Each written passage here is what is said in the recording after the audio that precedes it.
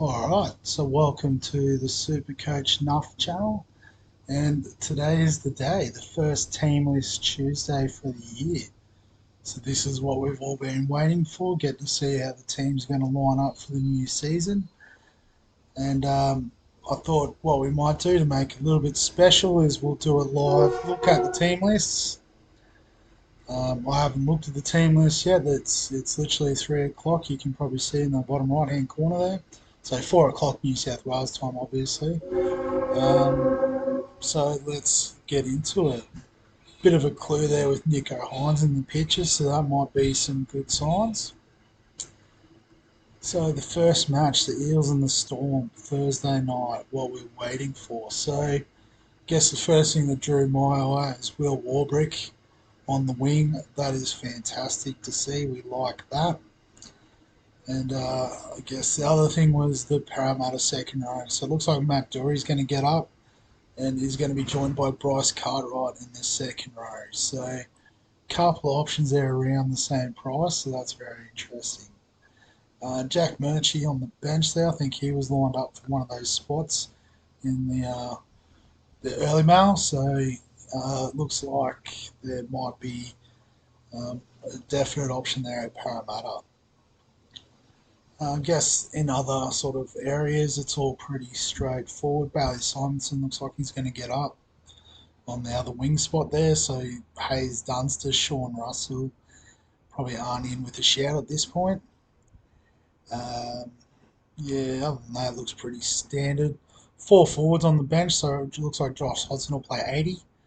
So definitely some value there if you're looking at Josh Hodgson.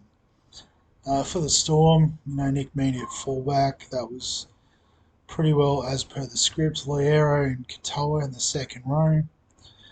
Um, and again, no real surprises there with the Storm. I guess should have a look at the reserves of who could potentially come in. So Jake Arthur, Mitch Rain on the reserves list there. So maybe if they decide not to go four forwards, but I can't really see that. And Isaac Loomy looks like the next man up in that back line, just based off the reserves. Um, and then for the Storm, yeah, so I guess Grant Anderson looks like next man up in the back line there. Oh, Lungo actually, he could be a shout. Um, and Jonah Pezzett, I think he's the halfback, sort of sitting behind Munster and Hughes at the half. So that's more a case of emergency, I would have thought. Yeah, so very interesting. Looks like it's sort of gone the way I thought it would so far, but 7 games to go. So Warriors and Knights are next, and just having a quick look through. Looks like Viliami from formerly the Dragons has got that centre spot. Jackson Ford has got that second row spot, so there was a bit of a toss up around maybe Josh Curran getting that spot, but looks like for the time being it's Jackson Ford's position. And again, no big surprises with the Knights in the back line or even the forward pack. Jack Hetherington on the bench. There's maybe a chance of that second row spot. But looks like they've got a few sort of middle forwards there. He might play a bit up in the middle or on the edge if needed.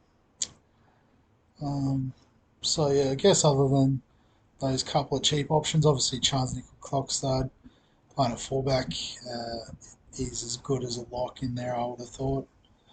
And the second centre wing position, Toru Harris, I know there's a bit of love for at 13.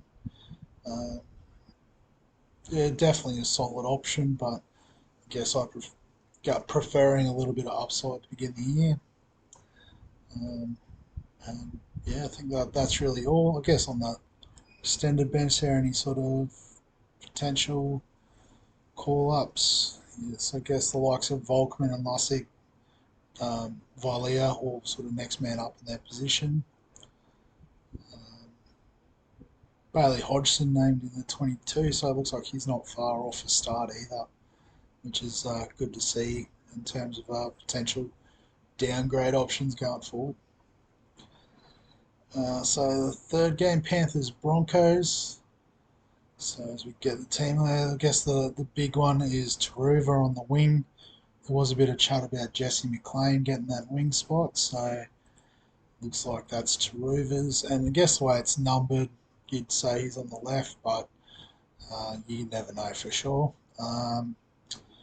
So yeah, Sonny Luke getting the bench spot, so it'll be interesting to see if it is that sort of time shift or timeshare with Mitch Kenny. So Mitch Kenny starts, Sonny Luke comes on after 25 minutes, plays the other 55, and Mitch Kenny might play a little bit of lock forward, sort of lock down defence role in the back end of the game, perhaps. But yeah, very much as expected for the Panthers, other than that sort of contentious wing spot. And with the Broncos, I guess the big call, Selwyn Cobbo at fullback. So Reece Walsh obviously hasn't been able to get up. Doesn't look like he's in the reserves either. So that could be interesting as a little pot option to kickstart your season. I'm not quite sure how long Reece Walsh is out for. I might have to do some more research on that. Billy Walters getting the hooker spot over Corey Pakes. But yeah, other than that, more or less as expected for the Broncos. Um, so on the bench, again, no real sort of shocks or surprises there. It all seems pretty straightforward. Alright, so the Eagles and the Bulldogs. So Tommy Turbo at fullback. That's the first big tick we wanted to see. Obviously, Josh Schuster's out, so Cooper Johns is playing 5'8", which is good to see. Jake Trbojevic is playing at prop forward and Sean Kepi playing at lock.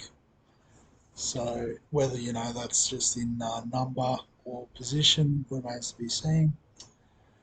And then the bench, so you can see Ethan Bullimore, Josh Aloy are probably the two middle forwards, which again is good news for Kepi and Jake Trbojevic to a degree.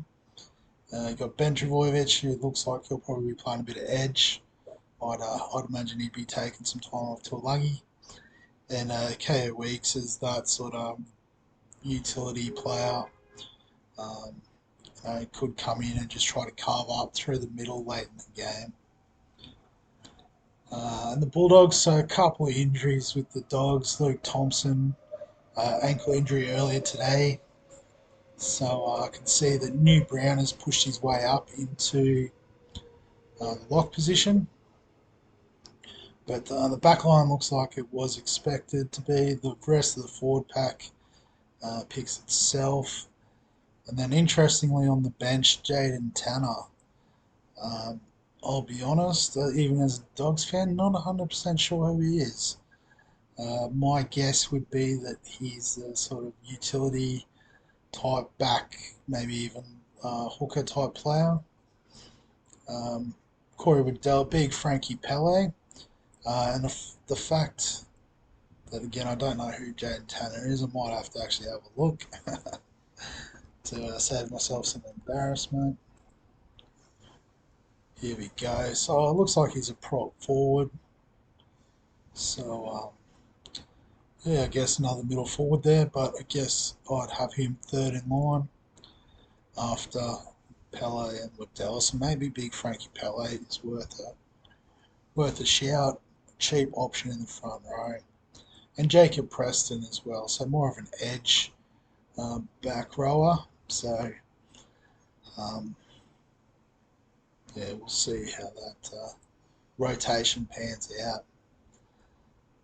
And then on the reserve, so Brandon Burns, Josh Reynolds, yeah, I think, that's about right. The side, so Morgan Harper starting on the outer. So, that move to the Eels could happen sooner rather than later. Cowboys Raiders, so having a look. No big shocks here for the Cowboys. Cohen Hess named in the second row. And then, sort of three big boys on the bench with Jakey Granville as that utility option. And the Raiders, so Sebastian Chris been named in at fullback, so that's a potentially interesting one. I'm not quite sure what his price point is, um, but obviously he's only there while Xavier Savage is out injured, so might not be worth the biggest share. The forward pack, so Pasami Saulo's named to start. Hasn't really been on my radar, so we might have a look at him as well. See what price he's at as a starting front rower. Um, Joey Tarpany not playing lock, named in at 10. That's fine. I'm picking him either way, I think. Howare and Ira getting the 13 spot. So, a few big boys there on the bench, as well as Tom Starling. Again, nothing really too suspicious floating around in the reserves. So the Sharks and the Rabbitohs. So just having a quick look down the full list. So it looks like there was a sneaky picture there. No Nico Hines. Braden Trindle is the halfback for round one. So that'll change the thinking of some teams, including my own. Other than that, it looks pretty standard. Rudolph and Hamlin Noelli starting props. Teague Wilton, is a popular choice, but I guess people are a bit concerned about Wade Graham floating around there on the bench. Otherwise, they've gone with a pretty big sort of forward pack, so McInnes can obviously play a bit of hooker if required. So as to be expected with the Sharks. And the Rabbitohs again looking pretty much as expected. Tass in the centres and Thompson on the wing, outside of Campbell Graham there. Totola and Burgess starting. Who's on the bench? So Mawali and Shaq Mitchell, along with Michael Cheekham, who's usually more of an edge player. So maybe he'll come in and Jai Arrow will move into that forward rotation a bit as that replacement, and Blake Taff as well. So, yeah, I guess take your pick of which one you think will get the bigger sort of workload out of Mawali and Mitchell. They're the same price if you're looking to go that way in the front row.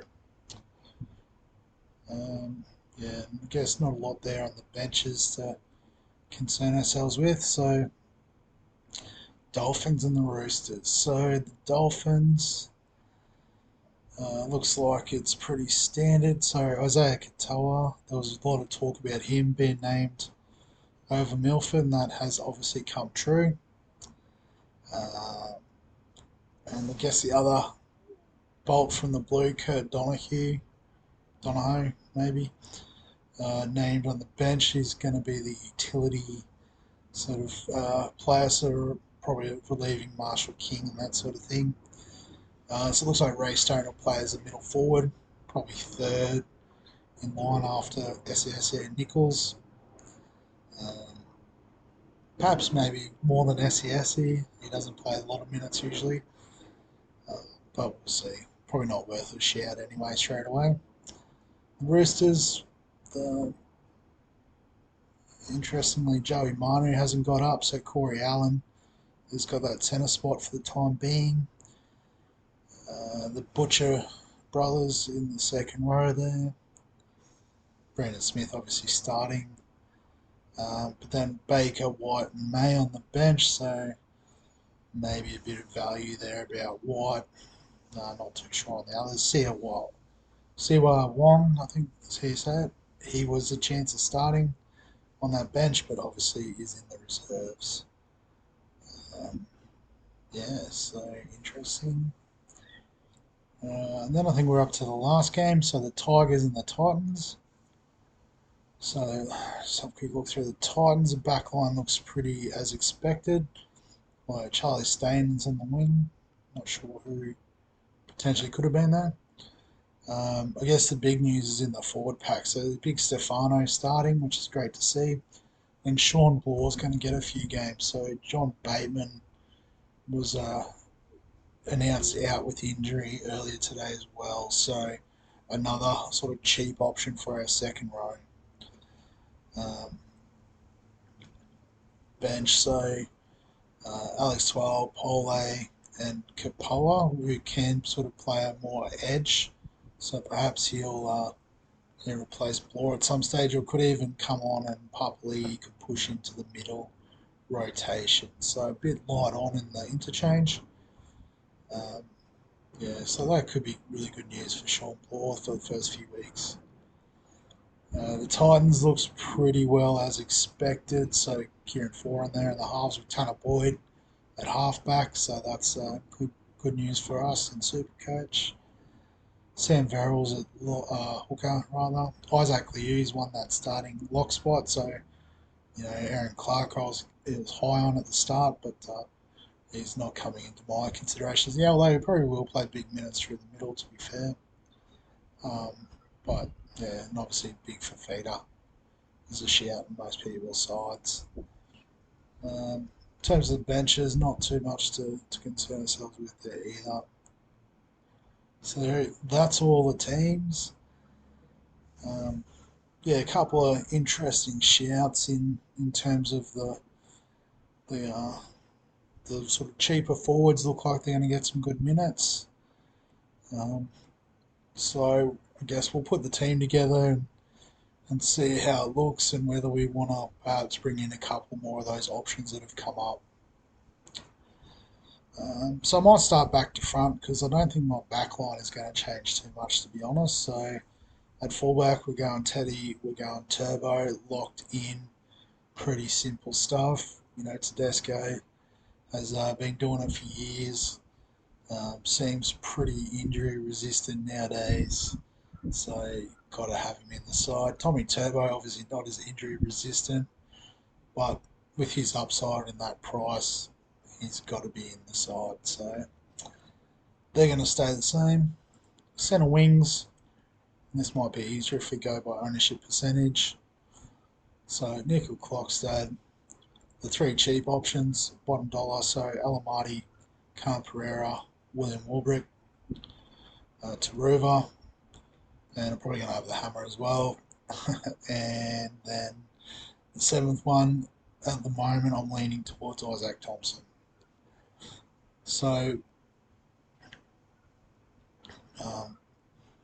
Clockstad, obviously, fullback for the Warriors. That's a good position. Taruva on the wing for the Panthers. And I guess out of the remaining guys, so all got reasonably tough draws in the sense, Alamoti's playing against Manly at Manly at Brookvale. Warbrick up against the Eels Thursday night. Thompson against the Sharks, they're a strong side. And the Titans playing away at Leichhardt on a Sunday night. So I think the fact that it's a day game and maybe sort of a bit of Bulldogs bias, but I'm going to back Alamoti in for round one on the starting side. But obviously, if you do it by dollar amount, three bottom dollar cheapies really makes some room for the rest of our team. So 5'8", Matt Burton hasn't changed. The man crush himself. And obviously, I'm going to have to go with Katoa. So initially, the plan was to have Schuster, and then when Katoa got a start, that's an easy downgrade, or obviously push Schuster up into the second row. Now, all of a sudden, Schuster becomes that easy downgrade option once he's back and fit and, on the bubble of his third game. So, pretty keen to start Katoa. Gives us that little bit of extra play money as well. The halves, well, this has been made a lot easier by the fact that Hines is out. We're going Cleary and we're going Boyd. So initially I had Cleary out. 5 didn't go into 4 with the two hookers. And, wanted to get Boyd in there somewhere. So I could only look at one gun halfback, and I was leaning towards Hines. Maybe just off the back of his trial game against the Dogs, he looked really good. But can't go too wrong with Cleary, to be honest. So happy to have him in the starting team. So then to the forward pack, and we'll go the opposite way. because Harry Grant and Brandon Smith locked in as the hooker 1 and 2. Yeah, Harry Grant obviously has that sweet base and that great upside, and Brandon Smith has that built-in value. So yeah, we're going to have those two in regardless of other positional shake-ups. Um, but yeah, so then we're into the forward pack. So the front rowers I initially had Tarpany, and I had Cohen Hess. So playing 80 minutes on the edge for the Cowboys, they've got that soft draw. But the fact that we've got a couple of those cheapy options up, like Malali, Franklin Pele, I've got to weigh out whether I want to, you know, um, chase that sort of extra value, or if I think Hess can get the job done of making cash and scoring the points that we want. And on the bench, to grab our ownership percentage, might be easier. So Stefano got the starting spot, so he's locked in. And Sean Kepi starting at lock, so going to keep him there for that time being. Obviously, he can move into the second row to accommodate Moali and or Pele. And the second rowers, so going with Cameron Murray, 33% owned. It was a little bit scary not having him. He does sort of have that upside as well as that sweet floor, which is what we want. David Fafita and also my man Jeremiah Nanai. So I was always going to try to fit these guys in given their upside. And then after that, Eliesa Katoa, again, bit of value but also that potential upside. Jermaine Hopgood starting at lock, he's going to make a lot of cash. And it's looking like Matt Dory is a solid option. So this was how the team was looking before Team List Tuesday. As you can see, I've still got about 100 grand to play with. So, like I said, the fact there's a couple more cheap options in defence does give us some options. So, what I'm thinking it could happen is Hess goes out, and then Pele's slightly cheaper, so we'll run with him. Put Big Stefano into the starting lineup. And then also Katoa could be removed, and we could bring in maybe a Sean Bloor, maybe Jacob Preston, although not keen on that so much. Fair way down the list here as a cheap option, but maybe a Jackson Ford, we'll try him. I guess maybe the ultimate move could be to go on Bryce Cartwright and run both Eels second rowers for a few weeks, but you'd only get one price rise once Madison comes back for one of them. So I'm going to take the punt that Matt Dory is the man coming in to the club from the Dogs, and obviously getting a starting spot week one over someone like Jack Murchie, who's a bit more experienced in the NRL, suggests that they're really backing that Dory in at the start of the season. So that one gives us $410. So I'm thinking what we could do with that is we could take money from Thompson and we can get Val Holmes in. So we can actually get centre wing gun. So instead of having Hess in the starting side, we're upgrading to, I guess, a more attacking player from that same team, which then probably means Alamonti's going to sit on the bench, which is a bit flat. But yeah, that does make the team look a lot nicer, I think.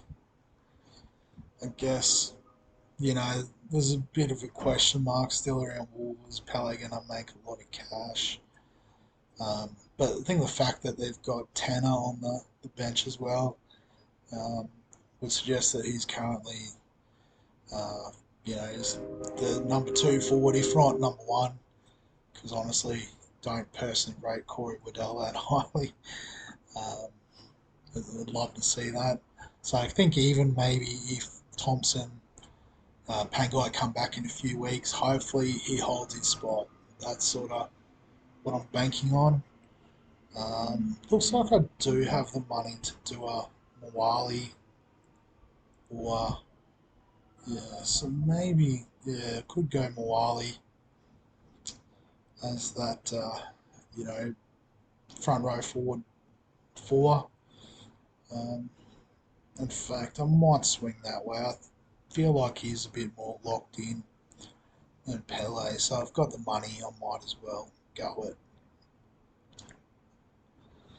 Alright, but other than that, just looking through, I think that's how the team's going to line up, so let's save that. The bench for this week, Brandon Smith, obviously, Tommy Turbo, obviously, Tanner Boyd, and then Jermaine Hopgood. So have a little look at Katoa. He might not start on fire playing against the Roosters. Um, yeah, these guys, it's a bit of a lucky dip. Looks like Hopgood's going to get some good minutes in the middle, rack up some stats for us. Um, yeah, so I think pretty happy with that side. Um, yeah, I think we'll finish it up there. Obviously, going to go have a look at the NRL fantasy and sports deck teams as well. So look out for the around the grounds video for this week. Also, look out for the Bulldog Project episode 2. Um, might have to make a couple of changes looking at the Bulldogs team for round 1. And yeah, other than that, feel free to comment on this team. What are your thoughts? What would you do differently? Um, yeah, like and subscribe to the channel. Thank you to those people who have already um, done so. I think I've got double digits for subscribers now, which is pretty crazy considering I didn't think I'd get even one. Um, but yeah, other than that, thank you very much, and I'll see you in the next one.